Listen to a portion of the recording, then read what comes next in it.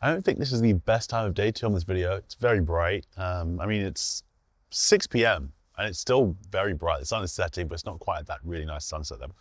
But let's just get this video done. Talking about tripods. Now, I have spent more than I'd like to admit on tripods. I have the Sachtler Flowtech for my kind of higher client work. I'm using my FX6. I recently picked up the Peak Design Pro tripod, so I have a more of a travel version of that Sachtler Flowtech kind of thing. I made a video on this already, but it's a thicker tripod, still technically a travel tripod, not anywhere near as big as the Sachtler, but it's a lot smaller, it's a lot lighter, and I can still put my FX6 on that. So that's my kind of go-to travel tripod when I'm using a bigger project. I have had this Peak Design carbon fiber tripod for years now. It's served me very, very well. It's still in great condition, works very well, but it's very expensive. And I struggle to recommend this to people because of the price, even though it's one of the best tripods that I've used ever, really, considering how much I've used it. It's very expensive. So when Neewer reached out and wanted to send me their new LT39 carbon fiber travel tripod, I thought, you know what? I'm actually going to test this out to see, can I replace my Peak Design version with this? Is something I'd recommend. For the price, it's like more than half the price of the carbon fiber, the Peak Design one. So yeah, you might be surprised. First, going over, just the general specs. This, actually no, let me start at the base level. When they're fully folded up, at their shortest, this is about 10 centimeters taller than the Peak Design version. So about there, I'll put the exact measurements on the screen. So packing straight away, this is obviously a lot bigger. I say a lot, but it's more just that ball head. The Peak Design ball head focuses there. The Peak Design ball head kind of sits straight inside the actual tripod, whereas this has the whole external ball head. Now I'll get into the ball head a bit later, but there is kind of pros and cons with that. Obviously the main con being the height difference, but having a ball head like this is actually a lot more useful for other things. If we were to then stack these up, kind of using these legs, which I'll go into the build quality and stuff later, very solid snaps. So at the ish max height, it's about there, and I'm like just under 6 foot. I'm gonna say I'm 6 foot. I'm 6 foot. Yeah, I'm 6 foot, and it's kind of going around my chest. If I was to loosen that, that's as high as we can get. So that is 150 something centimeters. I do not remember. I'll put it on the screen. Compared to the Peak Design one, cool. And then if I raise this up, so they're very, tighten that. They're very close in height. Considering this was 10 centimeters taller at the base, they go up. I think the difference is 3 centimeters. Like, you come a bit closer. The difference is really not that much. You're not gonna get much of a height difference or any benefit. Weight-wise, the Peak Design is like 140 grams heavier. I've done my homework, you can really tell. It's about 140 grams heavier than the newer version. Are you gonna notice 140 grams? Maybe if you have a really packed bag and you're traveling, where kind of get the least amount of weight. But then it's like, do you want the less height, 140 grams, or more height, but less weight? So that's the kind of thing to play around with there. But those are kind of the main specs when you are considering a tripod. Oh, I have to mention the load capacity. So they both take around the same load. Pause. The Neewer says it can take around 10 kilograms, whereas the Peak Design says about 9.1 kilograms. And although it says that, I thought I was going through there. Although it says that, I would never put that much on the camera. These travel tripods, in my opinion, they're not meant for big rigs. I need to stop saying these things. These kind of tripods, they're not meant for heavy camera rigs, because that's just not how they're built. These are very thin kind of columns. They're not meant for the huge setups, and they can take quite a lot of weight. So I have set up this kind of setup here, something I'd realistically use, not with this camera, but set up like this. I got the 28-70 f2 from Sony, which is this weight, the A7 IV, a battery on the back, side handle, top handle, and a monitor. And both of these would be able to easily take this, but this is probably the absolute max. That's secure. No, hold on. There we go. This is probably the max I would put onto this. Just because I know it's stable. It's not gonna fall off. I just don't have loads of confidence on this, because if I was to kind of put this at an angle, is it gonna hold the same way? Yeah, it's there, unless you have to really tighten that, because if that's slightly loose, you can see that's just gonna drop. But yeah, I feel like this isn't what's meant for these types of tripods, you know. It's just too thin. The same on the other one. So if I loosen that, lift that off, this is the same on here. You know, they both fit on and it is fine. They just aren't the best for these scenarios. I do feel more comfortable with this kind of setup on the Peak design, and that's only because of the legs, which go into the next section, the kind of build quality use cases and the setup of these tripods. The legs on this newer version, they get a lot thinner at the bottom. Let me take the camera off so I can show that. And the Peak aren't like massively thicker, but even just touching them, this feels like I could probably break this if I was to bend too hard. And you can actually see that as I pull that, it does bend. Whereas in the Peak design, you're not getting that same bend. It'll move out, you're not getting that same bend. It's much more solid. And why that is an issue is because when this is stood up and you have a lot of weight, the legs kind of bow in. Yeah, you can see that. Let me point this at the floor. You can see that they kind of push in a little bit. This bends in way too easily. So that makes me a little bit uneasy when it comes to something like this, because here it moves, but it's not bending. It's like, it's solid. These legs aren't going in the same way. It's much more sturdy.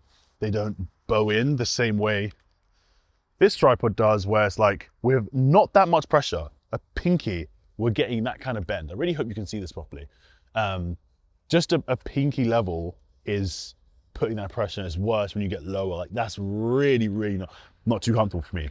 So that is why I do say I wouldn't recommend these for, get that level, about there. I wouldn't recommend these for anything other than travel setups. So something I'm using right now, where I just have my FX3, I got the mic holder on top of that, a lens, perfect. That is the type of setup you want to use for these, because they aren't built for big rigs. And then continuing on that build quality side of it, actually using these, this is like 2-3 years old. It's been through rain, shot at beach, it's sandy, but this still like kind of, I mean, not as fluid as my new one, the Travel, the Pro, but it's still smooth. Like when you're going in, it's smooth. You don't have to put a lot of effort. It's really easy to use. It's just a nice experience. And that is one thing I noticed with the newer, that same smoothness, that same nice to use-ness isn't quite there. So this, you heard it before, it's a real snap, and goes in, but it's just clunky. It's not like a really lovely experience using this. These definitely won't kind of slip out if they're there. I mean, that's not moving at all, really. So it's just really firm. Like you can't just easily just flick that open. You've got to really put effort into that, which, yeah, I guess makes it secure, but I mean, once they're folded, it's fine. So that's something I did notice, just on the build quality side of it. Like it's there. It just feels, why is this not level? Oh, the last one. It feels like a little it's not premium. That's what I'm trying to say. It definitely doesn't feel premium. Now going over the ball head, because I feel that's where the biggest difference in the tripod is. Everything else is kind of like, you can make a pass for it. The ball heads are okay, I'm gonna really, really tighten that. Okay, solid. The ball heads for me, where the biggest differences are. This one is like a traditional travel tripod ball head, traditional tripod ball head. Peak Design have their own thing going on where you can loosen it here. It kind of slots inside, which again makes it very portable. But when this is now at its lowest level, I can't direct it, I can't do anything. And that is something they fixed on the newer tripods, the newer versions. But once it's down here, you can't maneuver it. Whereas when this one goes to its lowest point, you have separate things. So this has multiple things. So we first have the kind of 360 rotation, so we can kind of go around just like that. That for me is actually very valuable and something that's not on that version of the tripod, the Peak Design one. Then when we move up, let me turn this around so you can see it, we have the actual control for the ball head. We can go through, again, in a full-ish 360, I guess, yeah, pretty much 360, we can go around in any direction. And the way I'm doing this, you can see I'm really going round. Remember that, because the Peak Design can't do that. So you go around here, and then of course you have all the way 90 degrees, so you can get that portrait. And whilst in portrait, you can still rotate, you can still move in any direction whilst also going this direction. So you have a lot more control with this ball head. And why I say a lot more control is because when I come down on a lower scale, we have that rotation. If I go too far, you can see it's getting stuck. And that's because on the back, you see these kind of like 3 levers here. That prevents it from having that full 360. On the higher end, you can rotate around here, but as soon as you want to tilt more, these start getting caught on the bottom or on that main center column. So that does prevent you kind of rotating it as well. If I go portrait, you can't get the perfect angles you want. So right now, this is portrait. The camera would be going in, it'd be facing you, fine. If I want to look up, oh, I'm stuck. Look down, oh, I'm stuck. Maybe I have to go this way. If I'm here, again, now the camera where the plate is pointing up, and you're limited in that rotation. So the ball head is definitely way more useful and better on that one. They both have their kind of leveling bases.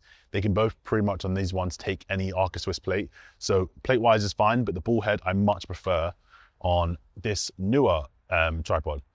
Secondly, or thirdly, I don't know where we're at now, but with this tripod here, let me make sure this is still in focus. Yep.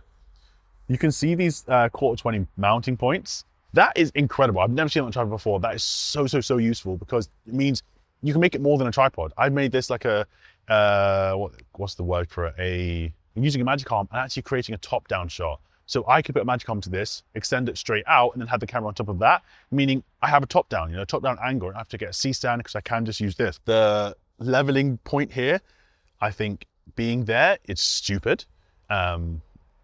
It's dumb because where's my camera? Once the camera goes in, you can't see it. So you'd have to rely on the camera being level than the tripod. You can see once this is in, you can kind of see it in there, but nothing where it's actually usable. So I definitely think that's stupid. So now going into the bags, traveling with them, and any extras. First off, the bags themselves, I can definitely say this one is nicer. Just being smaller, and this doesn't all quite fit as snug. It feels like a less premium material, which again, understandable, not big of a deal, but it doesn't fit the same way. Like it's baggy almost. Like this is a baggy pair of jeans, whereas these are like a nice, smart, straight fitted pair of jeans. Like they're not wasting any time or wasting any space, sorry. Whereas this it just doesn't look or give that same premium impression, which again, they're not trying to do. That's not the point of this tripod. Just comparing it to this one, it's just different. Not the end of the world. It's a bag just to carry it and protect it. Touch. Then opening the bag, everything that comes inside this, obviously you have the tripod, and it comes inside that, but where this definitely shines over the Peak Design version, comes with a phone mount.